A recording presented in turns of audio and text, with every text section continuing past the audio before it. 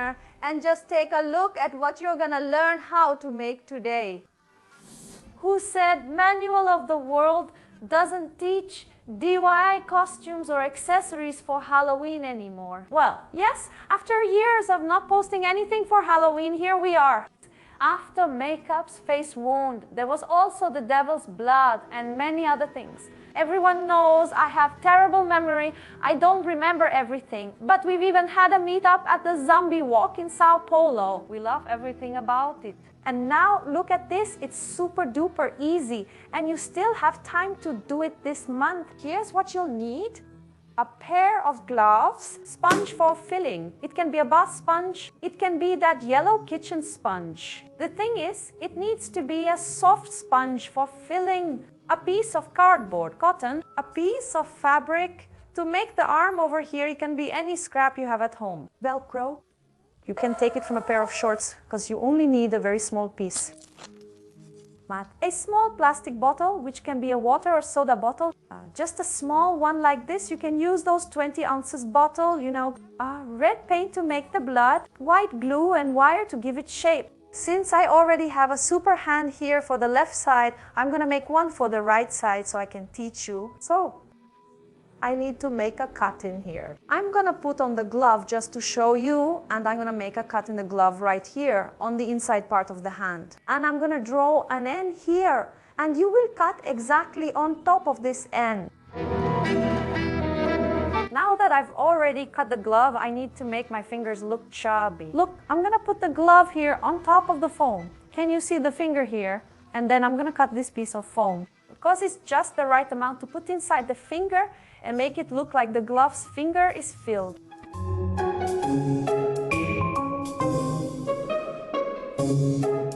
Oh, you thought we just put the foam inside the fingers of the glove?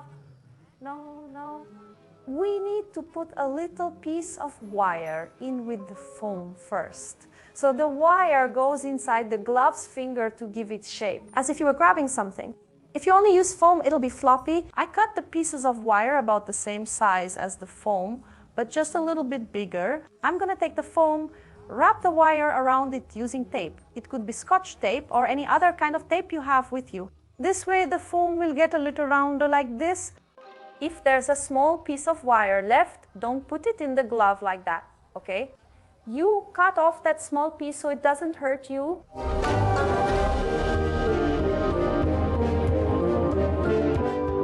Fingers are set.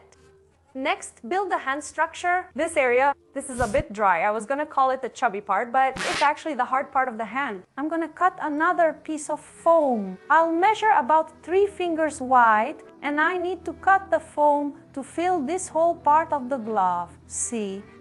Now we're going to use the cardboard, and the cardboard is gonna give structure to shape the hand. I'm gonna put the cardboard here on top of the glove so you can see exactly where the cardboard will go. It's gonna go right here, just below the fingers, and it has to be about the same width as the glove. This one here is a little bit smaller, but that's the smallest you can go, okay? And here, at the base of the glove, I'm gonna make a U so it doesn't hurt your hand and to give the glove a bit more hand structure.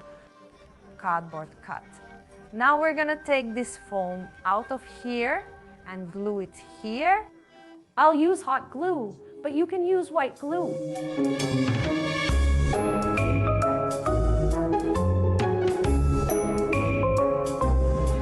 Now the hand is starting to take shape. We fit the cardboard here, and you can make a curve in the fingers so it looks like it's about to grab something. Wow, this hand's getting awful. I'm gonna use hot glue now to stick these 3 fingers together. If you don't have hot glue at home, you can use a stapler here on the inside, on the inner part of the glove, because it won't show.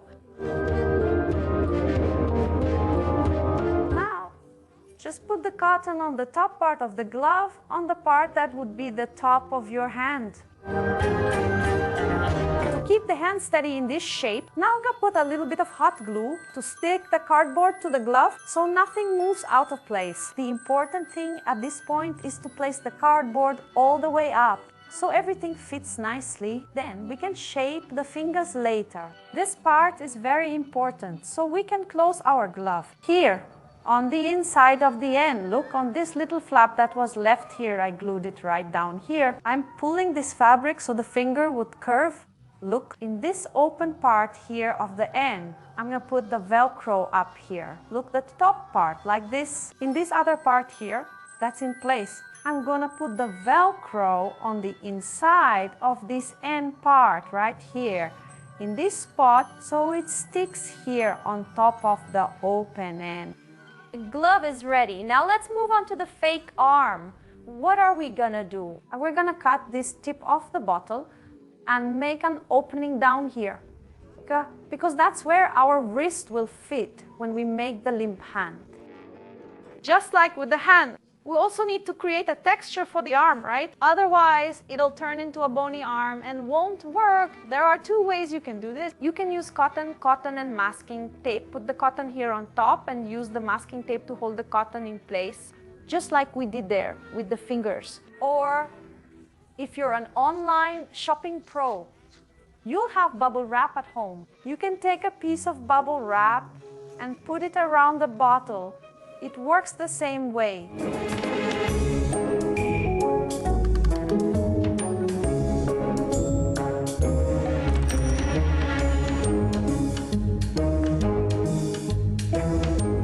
Important things to keep in mind when putting the sleeve on this arm. The opening of the fabric needs to match the opening of the plastic bottle with this cutout we made. And here at the bottom of the plastic bottle, I'm gonna make some small cuts in the fabric like this, to later give it an effect as if it had been torn like this, along with the arm, ripped off by a horrible, ravenous zombie.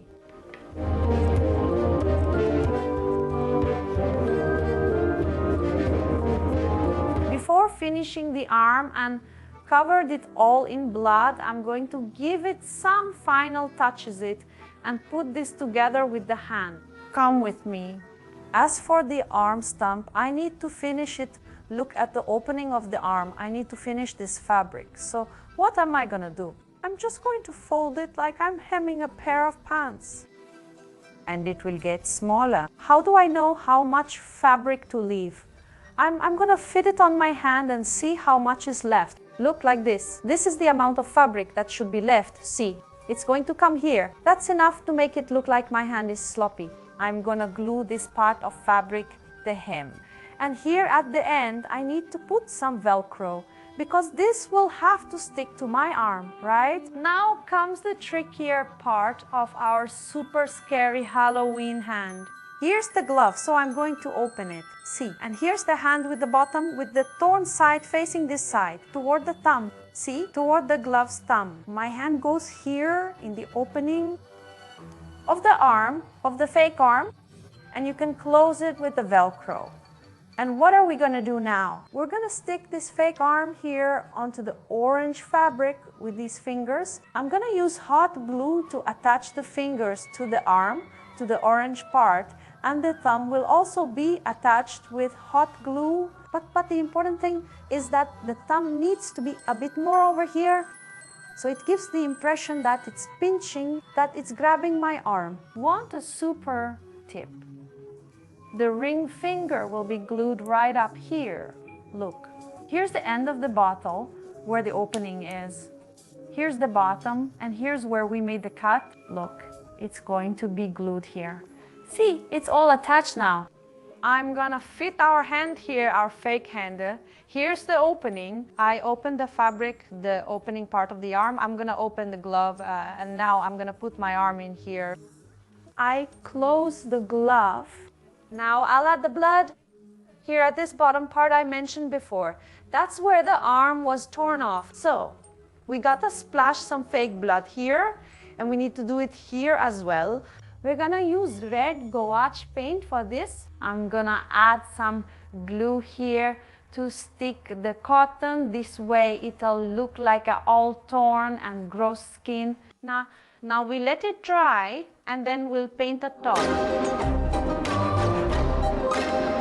Look at that, how is it? Look at this work of art. I'm adding a lot of paint here, but you can do it another way. If you have another zombie painting technique, you can use it as well. If you want to make some art on your arm or on your hand, on your real hand, the one hanging here, like add some blood. I don't know, some splattered blood, you can do it. It will look at this beauty, it will look amazing. Let me try, it's still a bit wet, but let me try it so you can see. Look how it turned out.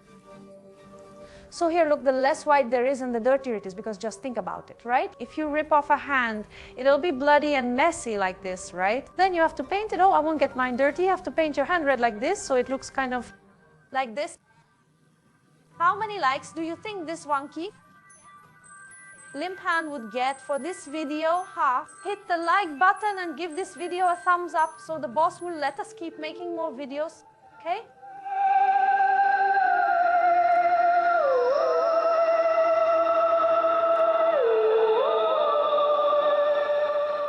This dead hand made me hungry. That's why I'm going to recommend you 2 Halloween food videos. The first one is Bulging Eyes, an amazing recipe that uses eggs. And the other one is The Edible Brain.